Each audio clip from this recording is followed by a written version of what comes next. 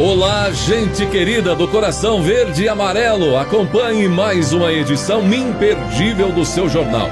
Obrigado aos muitos que compartilham, deixam o like, comentam e participe do chat ao vivo. Mais uma vez, não esqueça de nos informar no seu comentário de que lugar abençoado do Brasil ou do mundo você nos assiste. E não esqueça de conferir se o sininho de notificações está ativado. E vamos agora às notícias desta edição. Enquanto o presidente Jair Bolsonaro se recupera bem da Covid-19, despachando à distância, tivemos o vice-presidente Hamilton Mourão afirmando que parte das críticas internacionais contra a política ambiental do governo Jair Bolsonaro reflete interesses comerciais e disputa geopolítica. Em sua avaliação, Mourão disse que haveria interesse em denegrir a imagem do Brasil no exterior em relação ao meio ambiente. Em coletiva de imprensa realizada após participar de uma videoconferência com investidores internacionais, o general disse que estrangeiros tentam prejudicar o agronegócio brasileiro.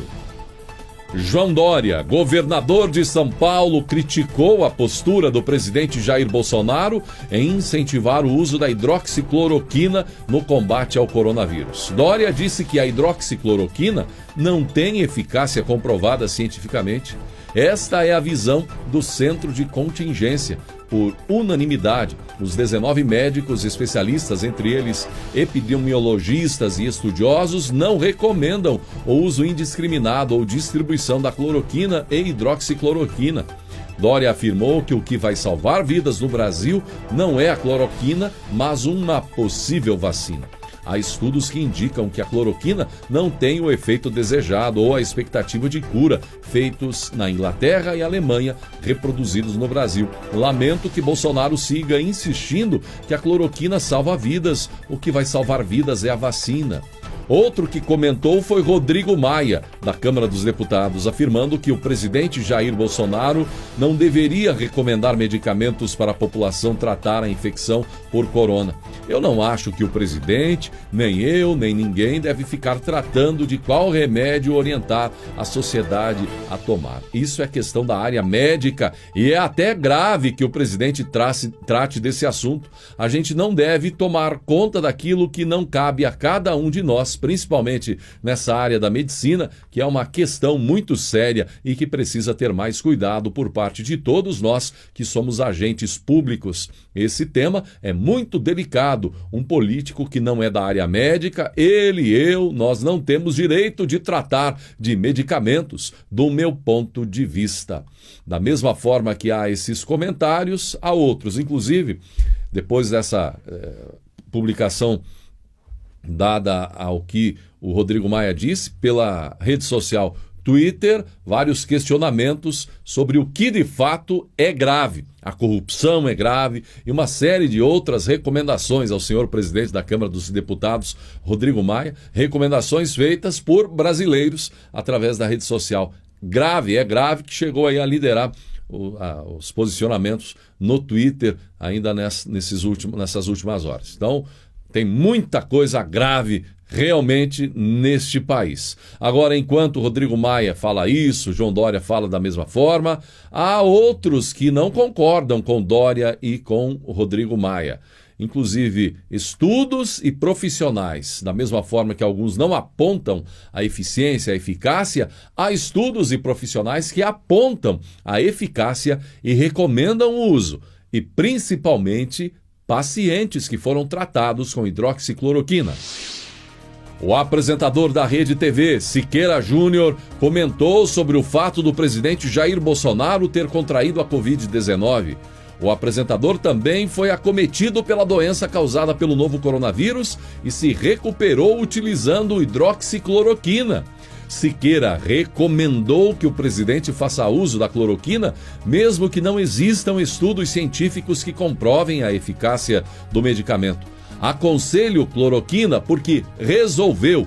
Se eu tivesse tomado no início do tratamento, eu não teria sofrido tanto. Me deram depois. Eu estava já andando com um cilindro de oxigênio, defendeu Siqueira.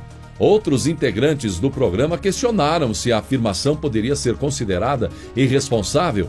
Siqueira, que comanda o Alerta Nacional da Rede TV, rebateu: Problema de quem pensar. Eu não devo nada a ninguém. Minhas contas estão pagas e meus filhos formados. Não ligo mais para nada. Se falam mal de mim, eu reposto. Se falam bem, eu reposto, afirmou Siqueira. A Secretaria de Política Econômica do Ministério da Economia divulgou análise do efeito distributivo do auxílio emergencial, destacando que o auxílio foi capaz de melhorar o padrão de vida de mais de 23 milhões de domicílios brasileiros e conseguiu atender aos objetivos ao se concentrar nos trabalhadores informais e nos indivíduos, tanto os que estão sem ocupação como fora da força de trabalho, em especial nas faixas mais baixas da distribuição de renda. O auxílio emergencial conseguiu atingir plenamente os seus objetivos. O foco na população mais pobre e nos trabalhadores informais merece destaque.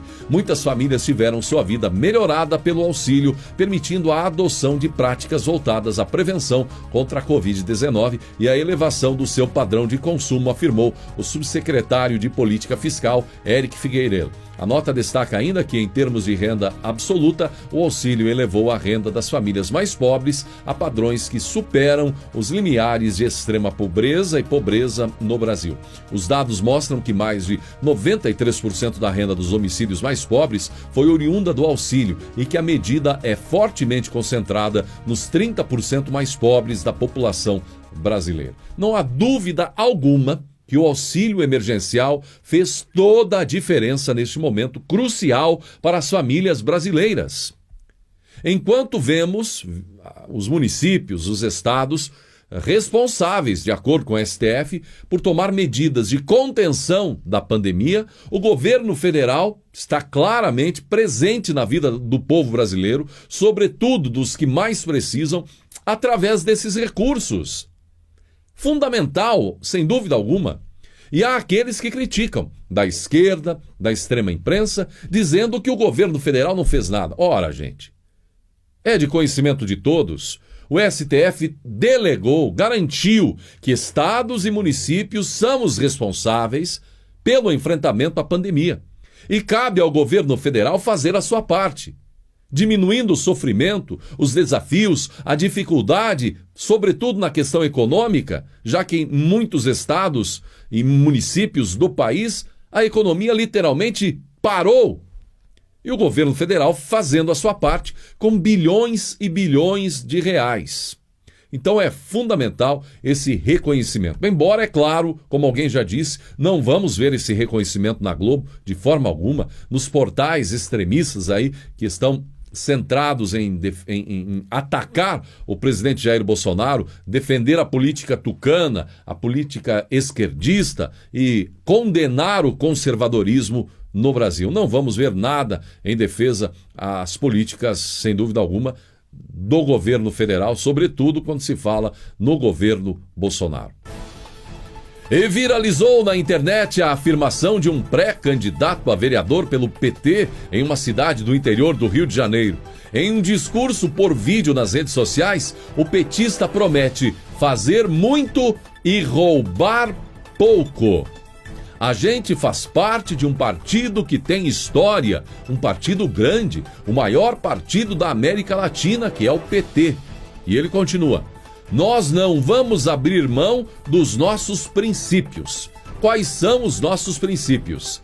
A melhoria do nosso município e fazer muito e roubar pouco, garante o pré-candidato do PT. Roubar pouco. Outra declaração que polemizou foi dada no depoimento referente à ação contra os hackers por Sérgio Moro, que no seu depoimento disse que nunca imputou crime a Glenn Greenwald, responsável pela publicação das mensagens roubadas da Lava Jato. Questionado sobre a divulgação do material que os hackers haviam interceptado ilegalmente, Moro agora disse o seguinte: só disse que tinha sido vítima de ataque hacker e criminoso e entendi que era reprovável moralmente a publicação daquelas mensagens, principalmente porque, com todo respeito aos jornalistas, se fazia um sensacionalismo. não se mostrava a autenticidade e se buscava distorcer o conteúdo daquelas supostas mensagens. Mas não me posicionei publicamente e nunca disse que o jornalista, o Glenn, tinha cometido um crime específico ali naquela questão, afirmou o ex-juiz. São as voltas que o mundo dá. Em outubro do ano passado, Glenn Greenwald chamou o então ministro da Justiça, Sérgio Moro, de corrupto. A ministra da Mulher, Família e Direitos Humanos, Damares Alves, publicou um vídeo em suas redes sociais para criticar o artigo do jornalista Hélio Schwartzman, que publicou um artigo na Folha de São Paulo em que diz torcer pela morte do presidente Jair Bolsonaro, diagnosticado aí com coronavírus. Damares disse torcer para que o colunista se arrependa do que escreveu. Torço para que o meu presidente fique bem logo. Torço para que todos os brasileiros fiquem bem. Torço para que todas as famílias que perderam alguém querido encontrem o consolo. Torço para que a pandemia acabe. Torço para que a paz reine em meu país. E torço ainda para que aquele colunista, daquele jornal, daquele meio de comunicação, reflita em cada palavra que ele escreveu. Torço para que ele se arrependa do absurdo que disse. Torço para que esse órgão de comunicação entenda que fizeram um desserviço em desejar a morte do nosso presidente. Que Deus traga a paz à minha nação. O Banco do Brasil bateu a meta de 3,7 bilhões de reais em empréstimos no âmbito do Programa Nacional de Apoio às Microempresas e Empresas de Pequeno Porte. Pelas redes sociais, o presidente Jair Bolsonaro comemorou o feito e afirmou que a liberação deste crédito subsidiado irá ajudar na manutenção de empregos. Um total de 60 mil empresas contrataram o crédito por meio do Banco do Brasil, o primeiro banco a esgotar 100% dos recursos do programa. De acordo com a instituição, 94% do público que foi contatado pela instituição para aderir ao programa conseguiu contratar o empréstimo. Com foco nos micro e pequenos empresários, o programa é a aposta do governo Bolsonaro para salvar esse público bastante atingido pela crise gerada pela pandemia do novo coronavírus. O orçamento total do programa é de 18,7 bilhões de reais. E no fim da tarde desta quinta-feira, dia 9, um fato curioso e preocupante no Palácio da Alvorada. Um trabalhador foi resgatado pelos bombeiros no Palácio da Alvorada. Foi um susto. Ele estava limpando as vidraças quando ficou preso na cadeirinha. E a ajuda teve que ser chamada. Depois de resgatado, o alívio. Ninguém saiu ferido e ele passa bem. E vamos agora a alguns dos principais momentos da tradicional live de quinta-feira com o presidente Jair Bolsonaro. Eu espero, que os seus governadores, os seus prefeitos, de forma responsável como eles são, comecem a abrir o comércio o mais rapidamente possível, com a responsabilidade que é peculiar a todo mundo, que caso contrário, os problemas vão se agravar e muito no Brasil. E se a economia não pegar, fica complicado. Acredito no Paulo Guedes, ele tem dado entrevistas falando de forma positiva que a economia vai pegar, acredito nele. Acabamos de ver agora que a Bolsa aí atingiu 100 mil pontos, é um número aí que tínhamos ultrapassado muito isso ano passado e caiu com a pandemia e voltou agora esse número de 100 mil, é sinal de um reaquecimento na economia, na confiança do mercado, espero que dê certo. A taxa de juros, nunca se viu uma taxa de juros tão baixa, 2,25%. Em relação ao ano passado, esse ano devemos pagar aproximadamente menos 120 bilhões de reais. Isso é bom para a gente, ajuda a nossa economia, a gente paga menos juros, o endividamento nosso passa a ser menor. Então, há sinais da economia, mas precisamos sim de governadores e prefeitos que dentro da responsabilidade que eles têm, comece a abrir o comércio, porque caso contrário, as consequências vão ser danosas para todo mundo no Brasil. Uma notícia triste, né? Eu lamento aqui, eu não tenho nada contra nem a favor, sou Danilo Gentili, tá? Me acusando de ter procurado o SBT para demiti-lo. Jamais procurei órgão de imprensa nenhum para demitir quem quer que seja. E outra, me chama de FDP ainda. Então eu lamento pessoas que têm problemas, né? Não sei se teve problema, parece que teve problema com o SBT, e elege um responsável pelo seu insucesso. Então isso aqui não vou, eu acho que, não sei, né? Coitada da minha mãe, está viva, 93 anos de idade, e leu um negócio desse aqui, né? Lamento aí. Aqui está em voga a derrubada de páginas no Facebook, no mundo, né?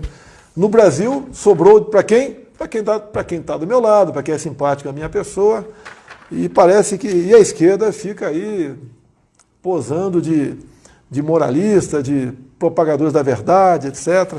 Só curiosidade, o blog do Noblar, medidas já estão sendo tomadas. Noblar também, me associando ao nazismo. Aqui, Amanda Evelyn. Então, se alguém matar Bolsonaro, pode ser diminuída a pena. Não vou nem entrar em detalhes. Né? Páginas mais variadas possíveis aqui, ó. Isso é bonito. Ninguém fala que essa página foi derrubada. Tá? Outra página aqui também. Bolsonaro decapitado. Aqui, eu vou tapar o nome desse deputado federal aqui. Ó. No dia da facada, Adélio Bispo foi incompetente ou distraído? A parte desse cara aqui não sofreu nada. Maneira de assassinar o Bolsonaro com inteligência, né, chamando o Adélio de incompetente. Escolha o talher adequado, introduza corretamente, gire. Vitor Teixeira, ninguém fala em derrubar essa página aqui, nem eu estou pedindo para derrubar a página de ninguém, não. Outra aqui, não se dialoga com fascista, lugar de fascista na cadeia. Me chamando de fascista. Geralmente esse pessoal que me chama de fascista nem sabe o que é fascista. Esse avião do Bolsonaro poderia cair no Atlântico, hein? Que coisa linda. Vai botar até de rir de um otário desse aqui. O brasileiro só será livre quando o último Bolsonaro for enforcado nas tripas do último tal. Bem, o que acontece? De vez em quando eu assisto aqui, estou em casa, né? Está sempre a televisão ligada, eu estou trabalhando, de vez em quando um assessor me dá um toque, eu acompanho a matéria da mídia num canal ou no outro, e a onda agora está para dizer que as páginas, né, da família Bolsonaro, de assessores que ganham dinheiro público para isso, promove o ódio. Eu desafio essa imprensa aí, que várias imprensas, né, em especial televisões, que ficam dando espaço para isso. Me apontem um texto meu de ódio, ou dessas pessoas que estão do meu lado, aponte uma imagem minha de ódio. No meu Facebook, dos meus filhos, me aponte uma imagem. Não tem nada, eu o tempo todo acusando ódio. O que eu teria agora, o que eu ganharia agora acusando quem quer que seja no Brasil de qualquer coisa? Não existe nada tocante a isso, nada, zero. Por que essa perseguição? Tá? Lógico, eu vejo, eu não quero falar o nome dessa televisão aqui, ela está feliz com isso, né? Porque achando que destruindo, entre aspas, né, diminuindo o alcance das mídias sociais, a gente vai acreditar nessa televisão. Não vai acreditar. Eles querem descrédito há muito tempo, ninguém acredita mais nessas mentiras. Tá? Nós temos falta no Brasil, não é de um canal da direita, é de um canal do direito. Tá? Poucos programas de rádio e televisão são bons, vocês são confiáveis, são poucos. Existem? Sim, existem. E eles crescem em prestígio, crescem em popularidade, crescem em anunciantes e vão ter sucesso. Agora, aqueles que teimam o tempo todo, né, trabalhar para derrubar o governo, para dizer que nós estamos produzindo material de ódio. O que é ódio? O que é material de ódio? Me apresente um texto, né, que tenha saído de um Facebook meu, de um Instagram, de um WhatsApp. O WhatsApp é difícil saber, né? Mas de outra mídia social qualquer, batendo no legislativo, no judiciário, seja onde for, o que for, não existe isso. Então é lamentável o que vem acontecendo. Nós não podemos perder essa liberdade da imprensa. Isso me elegeu presidente da República. Tá? Hoje eu vi um parlamentar aí de esquerda falando que essas páginas, né, que o Facebook derrubou, tem que ser resgatada e mandada para o TSE para caçar a chapa Bolsonaro, o Mourão. O que eu tinha que mentir por ocasião das eleições contra a esquerda? Se mentisse algo sobre a esquerda, seria uma boa matéria a favor deles. Você tem que falar a verdade a respeito deles. Ou não existiu o Petrolão, ou não existiu o Mensalão, aquele assalto em estatais, ou aqueles quase 3 bilhões ou 2 bilhões que vieram dos Estados Unidos para cá. Aquele dinheiro não foi fruto de corrupção desse partido de esquerda no passado, alguns de centro também. Tá? O que tinha que mentir naquele momento? Alguém me apresente uma matéria minha por ocasião das eleições. Alguém me apresente aqui, me acuse de fazer impulsionamento. Custa caro. Eu não peguei um centavo do fundo partidário, podia pegar em torno de 10 milhões de reais, não peguei nada. O PSL tinha direito a isso. Por outro lado, fizemos uma vaquinha, arrecadamos 4 milhões, gastei 2 milhões e pouco, o restante queríamos doar para a Santa Casa de Juiz de Fora, não foi possível pela legislação, devolveu ao seu partido, me acusaram de abuso de poder econômico, divulgando fake news. Olha, eu teria aqui, inclusive no horário eleitoral gratuito, o PT fez fake news contra a minha pessoa, o PT fez. Lembra daquela menina que teve a suástica rabiscada no abdômen? Depois a perícia chegou à seguinte conclusão: ela mesma fez aquilo, ou ela consentiu que terceiro fizesse. Agora o PT botou no horário eleitoral gratuito bolsonaristas tatuam suástica no abdômen, não sei o quê, não sei o quê, não sei o quê. Então o que acontece, né? Tentam no tapetão o tempo todo querer derrubar aí a chapa Bolsonaro-Mourão, ou desqualificar o governo, ou desgastar o governo, mas não apresentam uma prova sequer.